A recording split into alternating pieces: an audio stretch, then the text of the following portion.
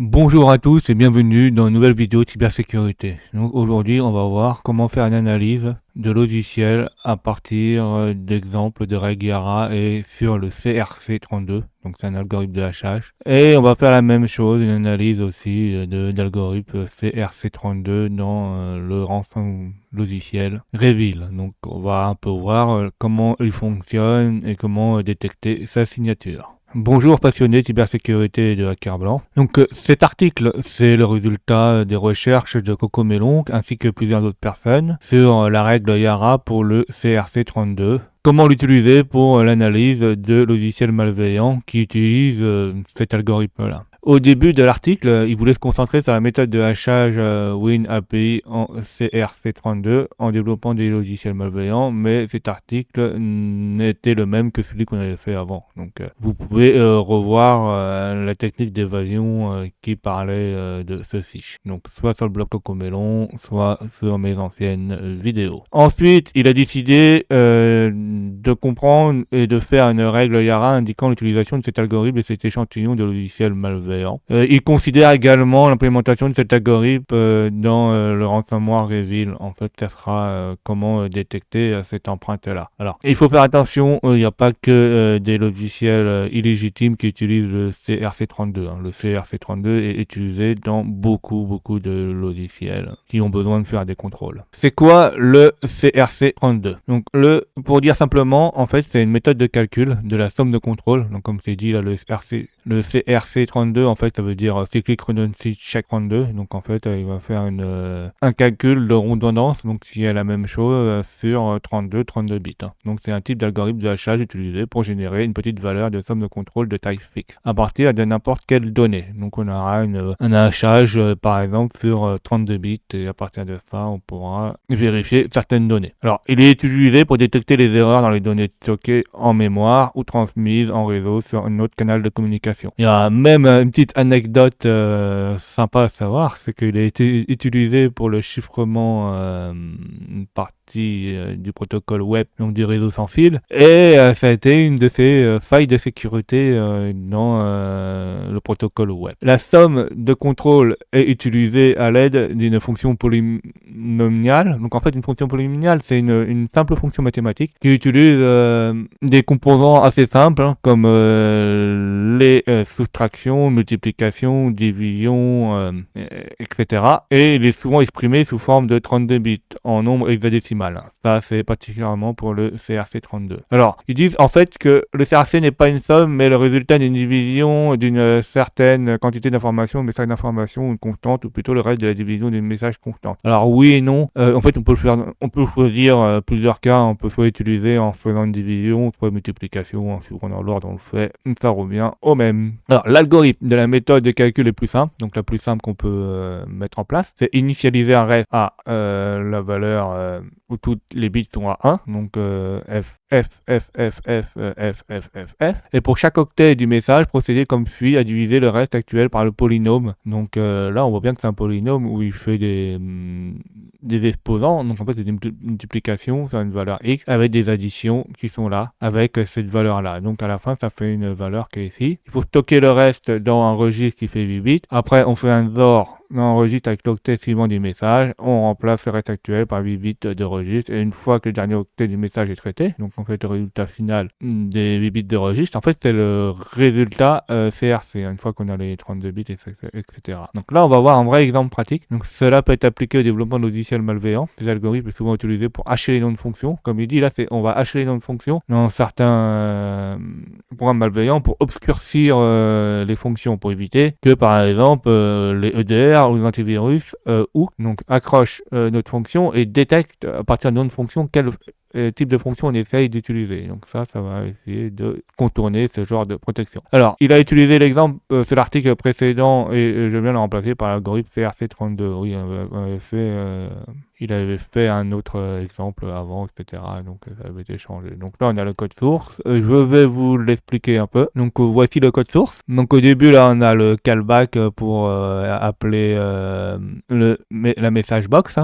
Ça sera bien obscurci avec la fonction fonction CRC32. Alors la première chose qu'on va faire, c'est qu'en fait pour accélérer le calcul de la CRC32, on va calculer une table. Et cette table-là va faire des calculs de CRC32. Donc il va faire ça sur les 256 bits disponibles dans la table ASCII. Donc ça fera de 0 à 255 ou de 0 à FF si vous êtes en hexadécimal. Et pour chaque bit là, sur CRC là, donc là la boucle sur 8 bits, sur un octet, il va créer des calculs. Donc la première chose qu'il va faire, c'est qu'il va décaler le bit du CRC de 1 vers la droite. Cette valeur-là, elle va être mise en ou exclusif avec la valeur à droite par celle de gauche. Hein. Et là, le résultat qui sera dessus, là, c'est le résultat d'une condition ternaire. Donc, il va faire un masque sur CRC1. Donc, il va faire un AND qui, en fait, va permettre de nous déterminer si le dernier bit est égal à 0 ou est égal à 1. S'il est égal à 1,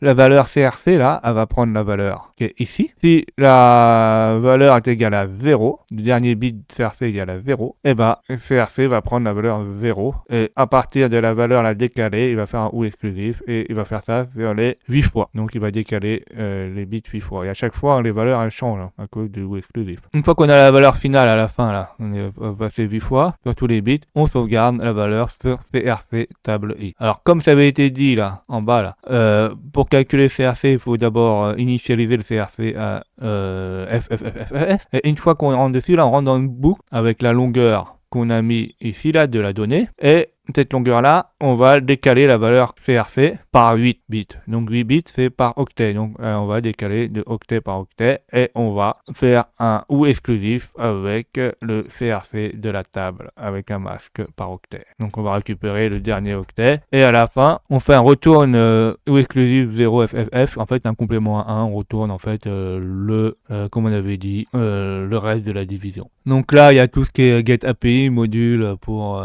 tout ce qui est les adresses, etc., le message box. Et là, on a on récupère le hash. Et à partir du hash, on vérifie si on fait une calcul CRC là, si on retrouve bien la fonction avec le hash. Et il nous dit que si c'est bien ça là, si on a la bonne fonction, ben, il a bien retrouvé la bonne fonction, etc. Là, on appelle, on charge le module load library userdn. Là, on récupère l'adresse et on met la fonction hachée, CRC, qui va permettre d'appeler la fonction hachée. Et une fois que c'est fait, là, à partir de la fonction messagebox, là, on peut afficher notre charge utile qui est MEO. Donc, comme vous pouvez le voir, j'ai utilisé cette chaîne. En fait, elle a constante hein, qui a bien été utilisée, hein, 0D, EDB88, 3320 hein, qui a été mis pour la messagebox, qui est là, qui sert quand le dernier bit est égal à 1. Et là, il a fait un script en Python là qui permet de chiffrer notre messagebox et d'afficher soit en hexadécimal, soit en décimal. En fait, c'est ici et ça va afficher le CRC, etc. Donc, ça servira à le mettre dans notre charge utile qui est ici. Là. Donc, vérifions si ça fonctionne. Donc, on a le CRC Python qui fait cette valeur-là. Si on ouvre un terminal ici, là, je vais ouvrir. On fait Python 3 CRC32. Là, on a bien la valeur là en hexadécimal et en décimal de la fonction CRC messagebox. On va créer une règle Yara. Donc, avec la mise en œuvre du simple ressemblera à ceci. Donc, on va vérifier le string qui est 2083B8ED, qui est en fait la valeur qui est notre constante qui est ici. Alors, dans la règle Yara, nous on la met à l'envers. On met 2083B8ED parce qu'en fait, on va la tester sur une architecture x86 qui est en Little NDNS. En fait, il lit à l'envers. C'est tout simplement pour ça que la règle Yara, elle est mise à l'envers. Donc cette règle ressemblera à ceci. Donc il va rechercher cette chaîne ici et suivant les conditions. Nous, on peut le voir hein, si on fait un xdump hack.c. Alors avant de faire un xdump.c, il faut le compiler, sinon on n'aura pas le fichier. Donc on va le compiler. Donc on le compile. On vérifie qu'on a hack.x, donc là c'est bon, il n'y a pas de problème. On va vérifier avec xdump si on trouve bien cette valeur qu'on a mis dans Yara qui correspond à notre constante. Là on voit qu'on a bien cette valeur là, il n'y a pas de problème, donc elle sera sûrement trouvée par Yara. Et donc on va dire de rechercher avec Yara, avec la règle Yara qu'on a fait la valeur, et là on voit que Yara trouve la valeur, il n'y a pas de problème. Même si cette règle peut fournir un grand nombre de correspondants faussement positifs, il est utile de savoir qu'un échantillon peut être implémenté pour le CRC32 car cela peut accélérer l'analyse d'échantillons malveillants. Oui, alors oui c'est vrai, et il peut y avoir, comme vous avez dit, qu'il peut y avoir beaucoup de faux positifs parce que il y a beaucoup de programmes légitimes qui utilisent cet algorithme CRC32. Et pas que les logiciels malveillants. Et une des techniques assez performantes pour évader les logiciels contre les menaces, c'est se fondre dans la masse, c'est d'utiliser des fonctions utilisées par les logiciels légitimes. Donc là, on va faire notre démo. Donc là, nous, on l'a déjà compilé. On va l'exécuter et on va voir si on a les valeurs comme ici qui ont été retrouvées. Donc, on va aller dans Windows, on ouvre un terminal sous PowerShell, on va exécuter hack.x. Là, on voit qu'on a les bonnes adresses, donc on a bien trouvé la 52 2D5D8E et on a l'adresse qui est la 77F. Donc, alors vérifions comme je l'avais dit dessus. Donc là, on voit avec Python la première adresse, cette valeur-là en hexadécimal, il a bien retrouvé, donc il n'y a pas de problème. Et après, il y a la valeur mode là, qu'on avait bien retrouvée, qui correspond aussi à ici. C'est la même valeur, là en hexa et la valeur en décimale. Après, tout fonctionne parfaitement. Il l'a téléchargé, alors ce truc dans le moteur antivirus total. Je pense que nous, on aura un peu plus de positif, on verra bien. Donc j'ouvre un navigateur, je vais sur virus total, je choisis le fichier, donc là le fichier qui s'appelle hack.x, je confirme le téléversement et j'attends l'analyse. Et là on voit que c'est très intéressant, c'est qu'on a très peu d'antivirus qui le détecte. Rien qu'un petit algorithme de CRC32, on a même Windows Defender, il détecte même pas l'appel là sur le Meo. Donc ça évade assez facilement les antivirus, alors que c'est facile à revoir en arrière. Ou à détecter avec les règles Yara, évidemment. Alors cette tactique est utilisée par exemple par le ransomware Reveal et My2. Souvent c'est genre d'utilisation facile. Donc on va avoir un exemple pratique du ransomware Reveal. Donc Reveal génère un identifiant unique, un UID, pour l'autre en utilisant le processus suivant. Donc cela fait que le UID fait partie de l'URL de paiement et référencé dans la note de rançon déposée. Donc en fait tu récupères une identification unique qui utilise dans l'URL de paiement et ainsi pour identifier ses clients. C'est pour faciliter automatiser les tâches de négociation, de ransomware, etc. Donc il obtient le numéro de série du volume pour le lecteur système. Donc il doit avoir un numéro de série de volume unique par identifiant du volume système et génère un CRC32 hachage, un numéro de série de volume en utilisant un valeur de départ codé en 539, codé en dur. Alors donc ça peut être aussi une question pour quelque chose qu'on peut utiliser par exemple dans un règle Yara pour savoir si c'est bien un ransomware qui code en CRC32 ou pas. Ça génère une valeur de CRC32 de hachage de valeur envoyée par le CPUID instruction rassemblable utilisant le CRC32, le hachage du numéro de série du volume comme valeur de départ, et ajoute le numéro de série du volume CPUID du CRC de hachage. Alors en fait, c'est intéressant, c'est qu'il utilise plusieurs techniques, plusieurs informations pour identifier l'utilisateur, donc la victime. Donc il utilise le UID et le CPUID et à partir de ça, avec une valeur unique qu'il connaît, il crée une valeur CRC32 et à partir de ça, il peut savoir à qui il a affaire de la personne qui a été rançonnée. Donc ça lui permet de faire un numéro unique pour chaque personne. Donc là, il a une implémentation simple qui a été faite, donc c'est un peu la même chose. Je vais vous expliquer un peu. Je regarde hack.2.ccp que j'avais fait là. En fait, c'est la même chose, on a la même fonction, la CRC32 qui calcule le hachage. Il fait exactement la même chose que le truc avant, sauf que là, il l'a pas mis sur une ligne, mais il l'a mis sur plusieurs, donc c'est plus facile à lire. Donc là, c'est plus une condition ternaire, mais c'est une condition normale. Donc pour 8 bits, là, et sur 150 bits, il fait si le dernier bit de C, donc le CRC est égal à 1, il fait C est égal à ceci plus le exclusif sur C décalage à 1, sinon C est égal à C décalé de 1. Donc c'est beaucoup plus facile à lire. Et à la fin, on met la valeur dans la table. Alors là, c'est un peu avec le petit tilde derrière, en fait, ça veut dire que là, il fait un complément à 1, donc il inverse tous les bits. Donc CRC est égal la même chose que CRC, sauf que là, tout ce qui est 0 les bits 0 passent à 1 et tout ce qui est les bits 1 passe à 0. Il refait la même chose là, donc sur chaque octet là, il calcule le CRC, donc c'est un décalage de 8 évidemment, avec le masque 0FF pour le octet. Et là il retourne en fait le complément à 1, donc il réinverse et là on a le résultat final. Là il prépare, initialise toutes les valeurs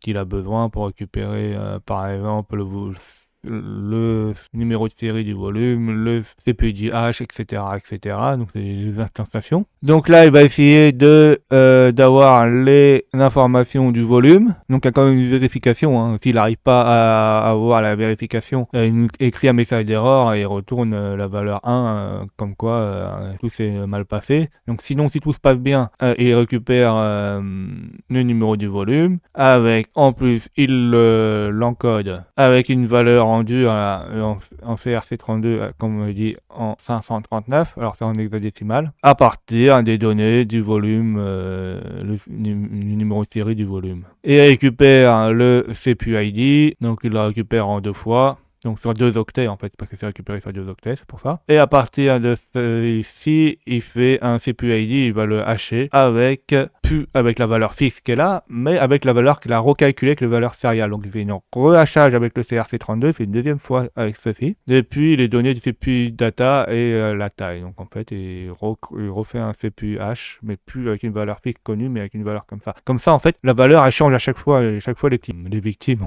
ont une valeur différente, unique. Et là, il fait un décalage sur 32 bits du AID, puis il fait un OU sur CPUH. Donc, il recalcule une valeur. Et là, à la fin, on a la valeur finale. Cette implémentation appelle getVolumeInformation, récupérer le numéro de série du volume par le lecteur système, le CRC32 et créer le CRC32 du hachage. Et les CPUID, obtenir la valeur envoyée par le CPUID. Mais en fait, revenez à ce que j'ai dit, hein, que j'avais expliqué. Le résultat du EID est une valeur en 64 bits qui combine le numéro de série du volume et le CPUID hachage. Oui, c'est pour ça qu'en fait, il fait un décalage là, à la fin de 32 bits. En fait, il décale la valeur CPUID sur la partie forte du 64 bits, donc les 32 premiers bits, donc les bits de poids fort. Et après, avec le OU CPUID, vu que tout le derrière c'est que des zéros, en fait, avec l'opérateur OU, il ajoute les bits à la fin. C'est une astuce, comment rajouter des valeurs 32 bits sur une valeur 64 bits. Hein. C'est simple à comprendre, mais c'est super intéressant à comprendre. On va faire une démonstration. Donc là, on va compiler le h2.ccp. Donc on compile. Donc là, on a quelques petits messages warning. C'est pas très grave. Hein. Normalement, si je liste, j'ai bien hack2.x. Ouais, c'est bien ça. Et après, il faut l'exécuter et on va voir s'il calcule notre UID. Donc retournons sur Windows, sur notre shell, donc exécutons hack2.x et là on a le UID avec la valeur qui a été calculée. Alors comme on peut constater, tout fonctionne parfaitement. Il s'agit bien aussi d'un proof of concept qui est pas terrible, hein, faisant partie de la logique du ransomware Revil et on va le télécharger aussi sur Virus Total pour vérifier s'il y a combien de moteurs qui le détectent. Hein. Donc faisons ceci, donc on rouvre un navigateur, on va sur Virus Total, on va choisir les fichiers, on choisit Acte 2, on confirme le téléversement et on va attendre l'analyse. Et là on voit en résultat final qu'il y a 5 détections sur 72, hein. C'est vraiment pas énorme, hein. Et en plus même Microsoft, l'antivirus de Microsoft, Windows Defender l'a même pas détecté. Pourtant il y a des règles IARA là qu'on va faire qui permettent de le détecter, mais c'est un peu plus compliqué. Ça peut m'être détecté, mais ça peut permettre pas de dire s'il est malveillant ou pas, parce qu'il faut faire des analyses un peu plus poussées, on va dire ça. Donc là on va vérifier les deux fichiers avec le R, le récursif de tous les fichiers X, donc bien hack.x. Donc là on voit bien que hack.2x a bien été détecté par la règle IARA. Elle a bien détecté la chaîne qu'on avait mis dedans, hein, parce qu'en fait on l'avait codé en dur. Il y a peut-être une méthode pour essayer d'évader ce genre de règles. Hein, les personnes qui peuvent créer les ransomware, des choses comme ça, la règle là, qui est écrite en dur, on peut l'obscurcir. ça peut être une technique intéressante pour après rendre la tâche plus compliquée. Alors j'espère que cet article fera connaître aux équipes bleues les techniques de hachage intéressantes, ajoutera une arme à l'équipe rouge. Alors ça c'est aussi bien intéressant pour les développeurs, les chercheurs en sécurité, les personnes en cybersécurité, les responsables RSSI, et même pour ceux qui programment, parce qu'il y a plein de techniques intéressantes de programmation qui ne sont pas expliquées la plupart du temps dans les manuels scolaires. Et ça me permet d'améliorer ses compétences. Donc, alors, tout ce qui est ici, il s'agit de cas pratiques à des fins pédagogiques uniquement, pas pour faire des bêtises. On est là pour apprendre des nouvelles choses, comprendre comment ça fonctionne et lutter contre certains types de menaces. Donc, j'espère que vous avez appris beaucoup de choses. N'hésitez pas à mettre des pouces bleus, à vous abonner et à cliquer sur la cloche de notification pour être au courant des nouvelles vidéos qui sortent.